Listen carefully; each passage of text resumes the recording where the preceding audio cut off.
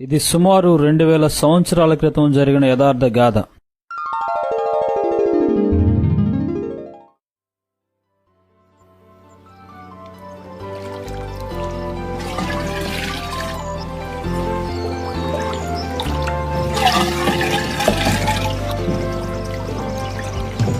ఈమె ఒక కన్యక.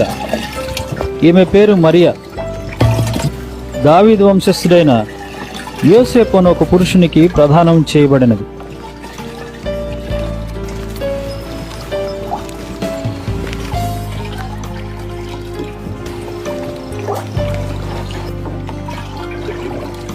ఒకరోజు ఈ కన్యక యొద్దకు దేవుని చేత గాబ్రియేలు దూత పంపబడిన.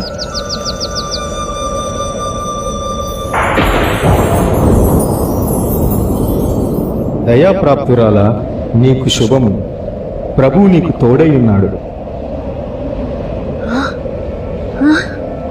ఏమిటో ఈ శుభవచనం? యోసేపు ప్రధానమైన నాకు ఇంకే శుభవచనం ఇది?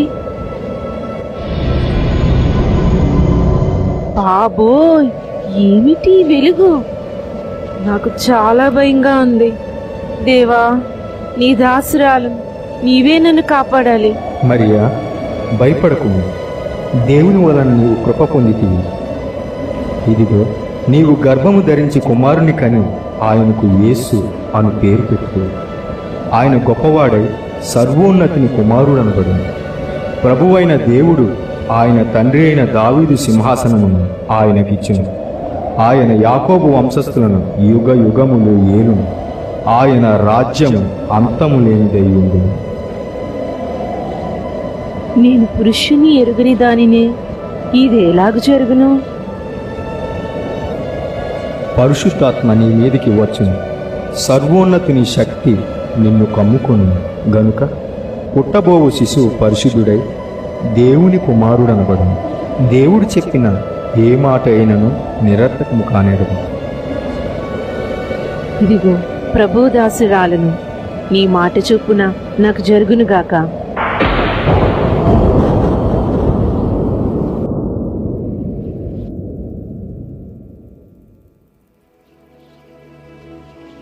ఇది కళా, నిజమా?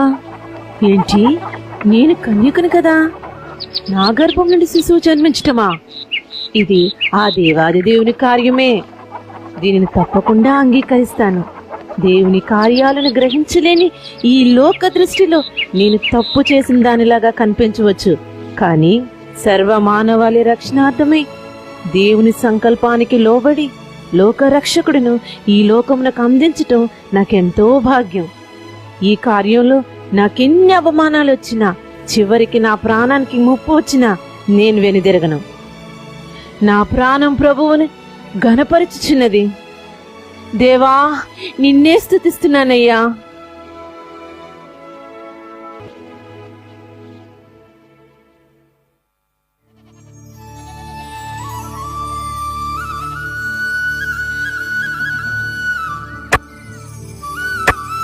యోసేపు, ఓ యోసేపు, యోసేపు, ఏమిటి యోసేపు, ఇంకా ఎక్కడ ఉన్నావు? ఏమైంది యాకోబు? ఏమిటి హడావిడి? దేనికింత తొందర? అయ్యో అయ్యో యోసేపు, ఇంకా నీకు తెలిసినట్లేదు. ఊరంతా అందరి నోట ఈ మాటే. నువ్వేమీ పట్టినట్టున్నావు. ఏమైంది యాకోబు? కొంచెం అర్థమయ్యేటట్లు చెప్పు. భారీగా ప్రదానం చేయబడిన మరియా గర్భవతట. ఊరంతా చెప్పుకుంటుంది. హా? యాకోబు, నువ్వేం మాట్లాడుతున్నావు? నేను మాట్లాడుతున్నది 100% నిజం. నీ భార్య గర్భవతట. అయ్యో దేవుడా, ఏంటిలా జరిగింది?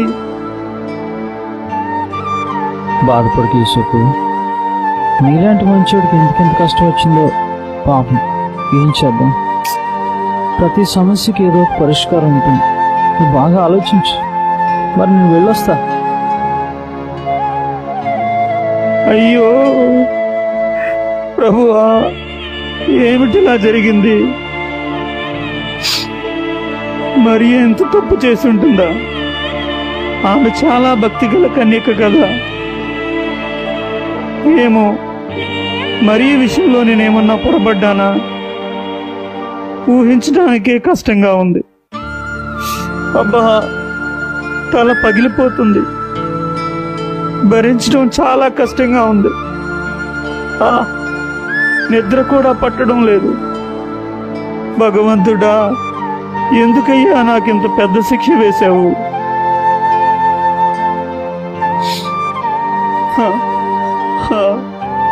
ఇంకా చేసేదేమీ లేదు.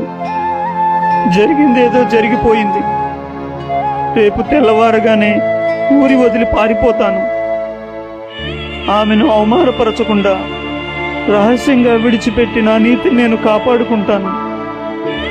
హృదయ రహస్యాలు ఎరిగిన దేవా, నీవే నాకు సహాయం చెయ్యాలి.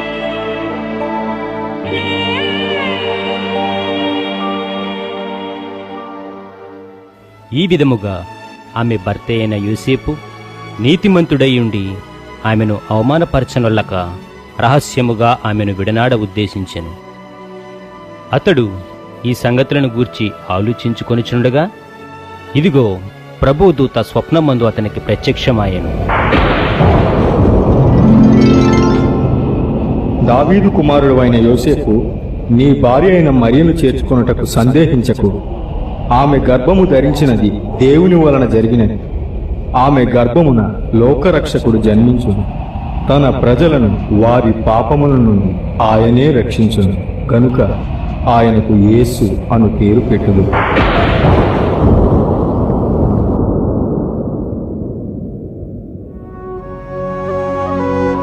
ప్రభువా, నీకు వందనాలు. నీ చిత్తం చేయడానికి ఈ దీనదాసుడు ఎల్లప్పుడూ సిద్ధమే. అది ఎంత బాధ అయినా, కష్టమైనా, అవమానమైనా సంతోషంగా లోబడతాను.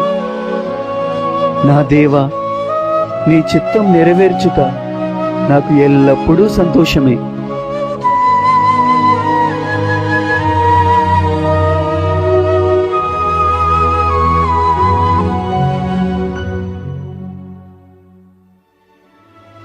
యోసేపు ప్రభుదూత తనకు ఆజ్ఞాపించిన ప్రకారం చేసి తన భార్యను చేర్చుకుని ఆమె కుమారుని కనువరకు ఆమెను ఎరుగకుండింది.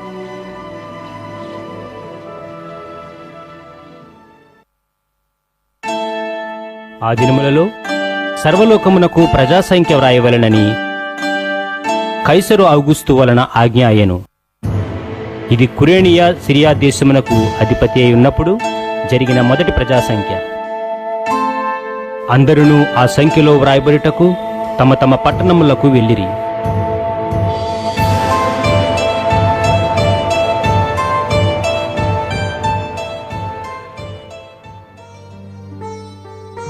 మరియా, మనము రేపే బయలుదేరాలి. ప్రయాణములకు అన్ని ఏర్పాట్లు చేశాను. యోసేపు, నేనున్న పరిస్థితిలో అంత దూర ప్రయాణం నా వల్ల కాదేమో. అయ్యో, అలా అనకు మరియా. నేనున్నాను కదా. నీకు ఏ బాధ లేకుండా నేను చూసుకుంటాను. మనము దేవుని బిడ్డలము. మనము రాజాజ్ఞకు లోబడాలి కదా. అవునండి, కైసరు ఔగుస్తు వలన ఆజ్ఞ నాకు కూడా వినబడింది. కానీ 9వ నెల గర్భవతిగా ఈ ప్రయాణం చేయగలనా అనేదే నా ఆలోచన. మరియా, నీవు దేవుని దయ పొందిన దానవు. ఆ సర్వశక్తుడు మనకు ఎప్పుడూ తోడుగానే ఉంటాడు. సరేలేండి, నేను బయలుదేరుతాను. దేవా, వారమంతా నీదే ప్రభు. యేసేపు దావీదు వంశములోను గోత్రములోను పుట్టినవాడు గనుక తనకు భార్యగా ప్రదానము చేయబడి గర్భవతి అయి ఉండిన మరియతో కూడా ఆ సంఖ్యలో వ్రాయబడుటకు గలిలయలోని నజరేతు నుండి యూదయలోని బెత్లెహేం అనబడిన దావీదు ఊరికి వెళ్ళెను.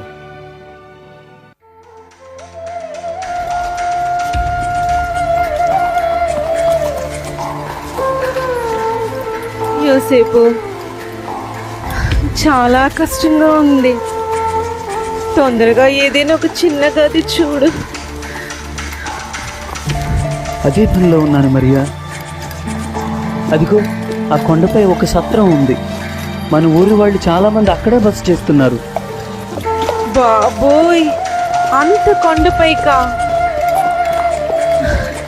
నా వల్ల కాదు. కొంచెం ఓపిక పట్టు మరియా, పద. సరే.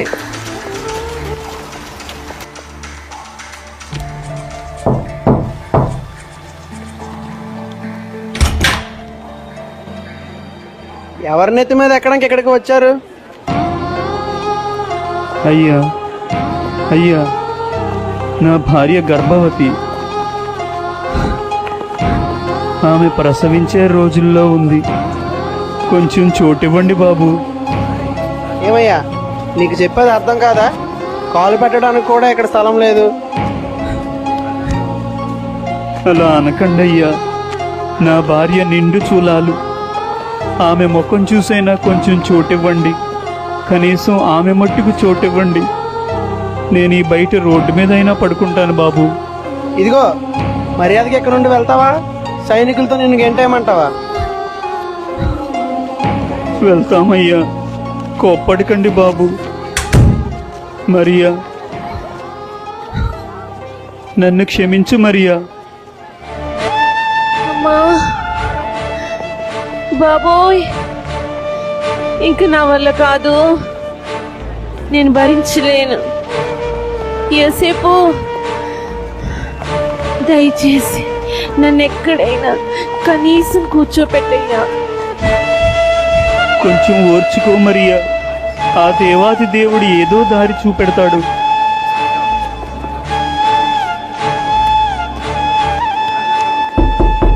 అయ్యా, నా భార్య నిండు చూలాలు. మీ ఇంట్లో కొంచెం చోటుంటే ఇస్తారా? వెళ్ళవయ్యా, వెళ్ళు. ముఖం తెలియని వాడు ఇంట్లో చోటు అడుగుతున్నావు.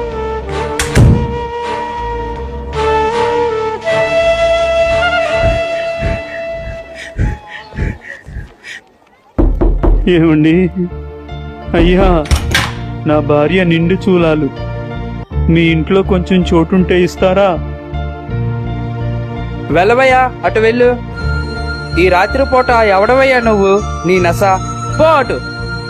అయినా బుద్ధి లేకుండా ఈ పరిస్థితిలో ఎవడయ్యా నీ భార్యని తీసుకురమ్మన్నాడు? అమ్మా,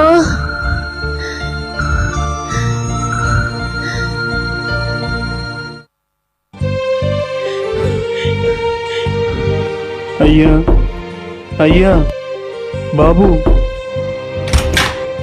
నా భార్య నిండు చూలాలు. ఆమె ప్రసవించే గడియలు దగ్గర పడ్డాయి. మీ ఇంట్లో కొంచెం స్థలం ఉంటే ఇస్తారా? బాబోయ్. అయ్యో పాపం, మిమ్మల్ని మీ పరిస్థితిని చూస్తుంటే చాలా జాలి వేస్తుంది. చోటు ఇవ్వాలని ఉంది, కానీ మా ఇంటి నిండా చుట్టాలున్నారు. ఇంట్లో చోటు లేదు, కానీ వెనక దొడ్లో పశువులను కట్టేసిన స్థలం ఉంది. మీకు అభ్యంతరం లేకపోతే ఆ స్థలం వాడుకోవచ్చు. చాలయ్యా, మాకు ఆ చోటు చాలు. అయ్యా, చాలా వందనాలు. దేవా, ఎంత గొప్పవాడవయ్యా. ఓ దారి చూపించావు. నీకు ఎల్లప్పుడూ కృతజ్ఞులము.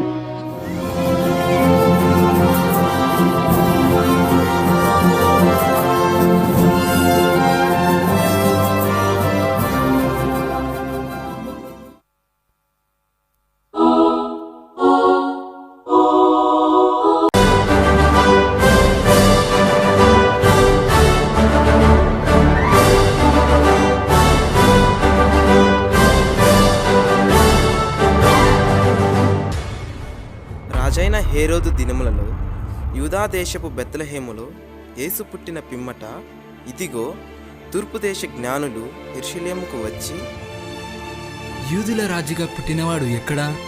తూర్పు దిక్కున మేము ఆయన నక్షత్రమును చూచి ఆయనను పూజింప వచ్చితిమి. చిత్తం మహాప్రభు. క్రీస్తు ఎక్కడ పుట్టును?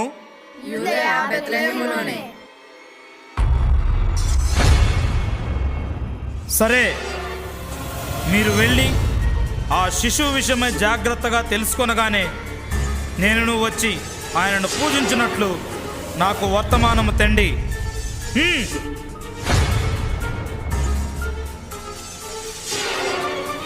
నేను ఓటము ఎరుగని హెరోదు రాజును మరి ఒక రాజును పూజించటమా? అసంభవం.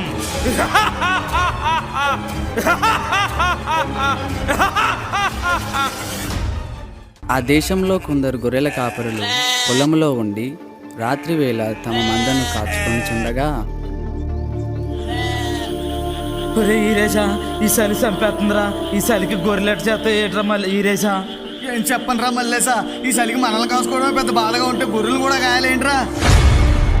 భయపడకుడి, ఇదిగో ప్రజలందరికీ కలుగబో మహా సంతోషకరమైన సువర్తమానము నేను మీకు తెలియజేయుచున్నాను. దావీదు పట్టణమందు నేడు రక్షకుడు మీ కొరకు పుట్టియున్నాడు. ఈయన ప్రభువైన క్రీస్తు. దానికిదే మీ కానవాలు. ఒక శిశువు పొత్తి గుడ్డలతో చుట్టబడి ఒక తొట్టిలో పండుకొని ఉండుట మీరు చూచెదరు. మన కోసమే బెత్లెహేంలో యేసయ్య పుట్టాడంట. అవునరా మల్లన్న, బెత్లెహేంలో మన కోసం యేసయ్య పుట్టాడంట్రా. రండ్రా రండి, ఎలా రండ్రా, త్వరగా వెళ్ళి యేసయ్య చూద్దాం. పదండ్రా పదండ్రా బాబు, పదండ్రా.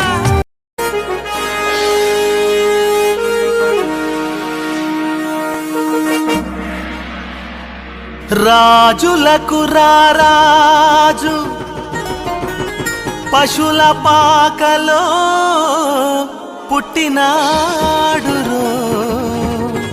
ఓ అన్నా, ఓ తమ్మి, ఓ అక్క, ఓ సెల్లి, రండిరో రండి, రండిరో రండి, క్రిస్మస్ సంబరాలు చేసుకుందామురో.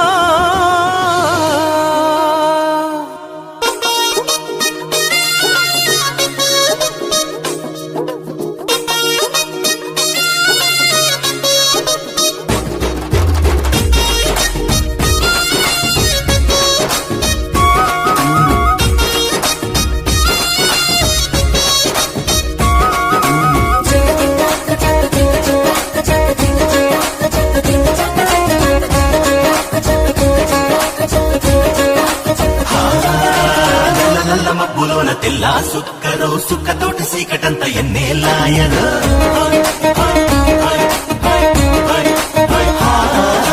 నల్ల నల్ల మబ్బులోన తెల్ల సుక్కరో, సుక్కతోటి సీకటంత ఎన్నేలాయరో. ఎన్ని నల్లి లోకమంత ఎలిగిపోయరో. వెలుగురాజు పుట్టినాడు వచ్చి చూడరు. అరదేవుడే మానవుడై దివి నుండి వచ్చాడు.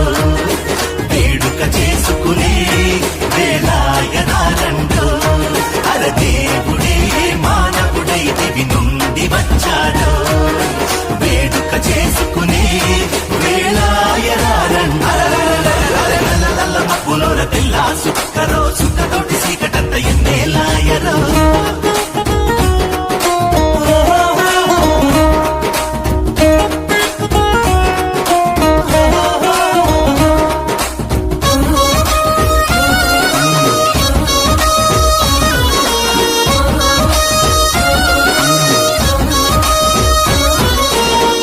చిక్కటి చలి రాత్రిరా, మెరుపంటి వెలుగేందిరో. అరే దెయ్యం భూతం కాదురో, దేవదూత చూడరో. మనుషులను కాచే కాపరి దావీదు నగరములోన పశువుల పాకలోన జన్మించినాడని. మనుషులను కాచే కాపరి దావీదు నగరములోన పశువుల పాకలోన జన్మించినాడని.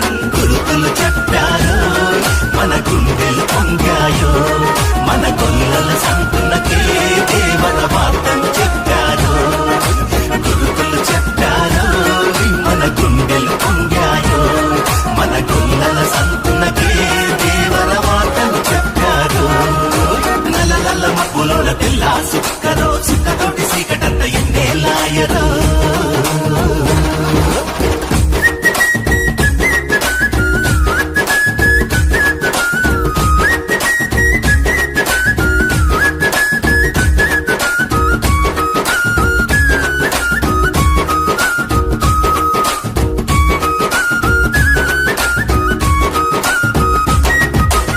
పశువుల సావిడే రాజమందిరమంట కుడితి నీళ్ల తొట్టే బంగారు పీఠమంట అందరూ రండిరో ఈ వింత సుగామురో స్వర్గాన ఉన్న స్వామికి మహిమెంత కలగాలని లోకాన మంచోళ్ళంతా సల్లంగా బతకాలని స్వర్గాన ఉన్న స్వామికి మహిమెంత కలగాలని లోకాన మంచోళ్ళంతా సల్లంగా బతకాలని దూతలు దిగి వచ్చి జోల పాటలు పాడారు పరలోకం మనకిచ్చే బాలయేసును చూపారు అరదూతలు దిగి వచ్చి జోల పాటలు పాడారు పరలోకం మనకిచ్చే బాలయేసును చూపారు అరే నల్ల నల్ల మబ్బులోన తెల్ల సుక్కరో సుక్కతోటి సీకటంత ఎన్నేలాయరో చిన్నారి బాలయేసుకు దండాలో దండాలు కన్న తల్లి మరియమ్మకు అమ్మా పాదాభివందనాలు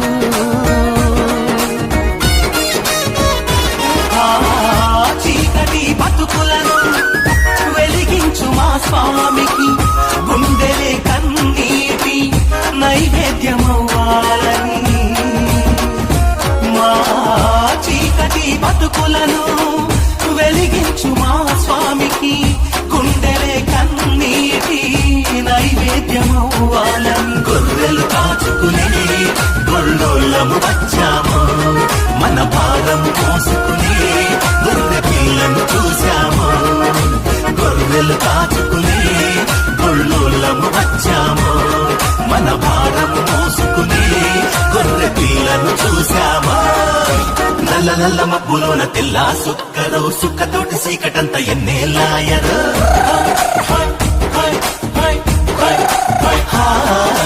నల్ల నల్ల మబ్బులోన తెల్ల సుక్కరో సుక్కతోటి సీకటంత ఎన్నేలాయరో ఎన్నెలల్లి లోకమంతా ఎలిగిపోయరో వెలుగురాజు పుట్టినాడు వచ్చి చూడరు అరదేవుడే మానవుడై దివి నుండి వచ్చాడు వేడుక చేసుకునే వేళాయనారండు అరదేవుడే మానవుడై దివి నుండి వచ్చాడు వేడుక చేసుకునే వేళాయనారండు నల్ల నల్ల మబ్బులోన తెల్ల సుక్కరో సుక్కతోటి సీకటంత ఎన్నేలాయరో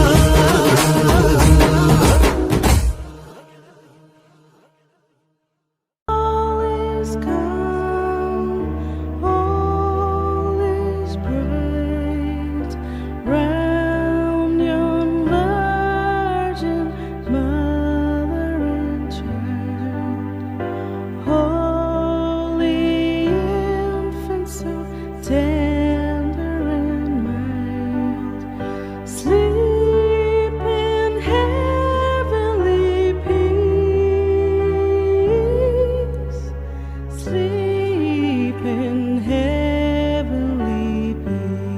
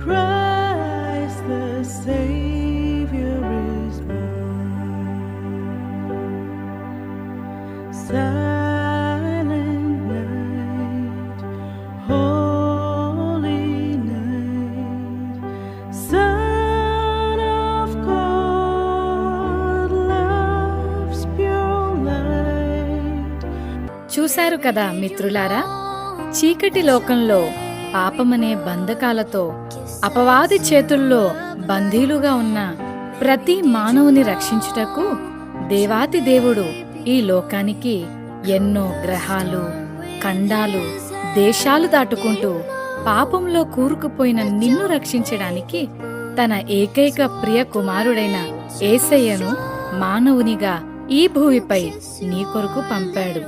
నిజ క్రిస్మస్ ఆనందం విందు వినోదాల్లో లేదు కాని నీ హృదయంలో క్రీస్తు ఉండటమే నిజమైన క్రిస్మస్.